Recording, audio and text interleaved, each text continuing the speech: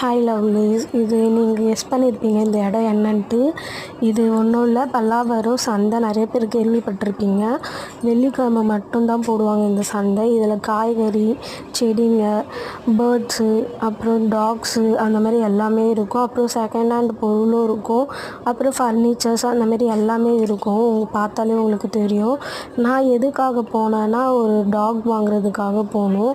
கடைசியில் பார்த்தா நாங்கள் போன டைம் கொஞ்சம் டாக்ஸ் தான் இருந்தது. ஏன்னா மழை வர மாதிரி இருந்ததுனால.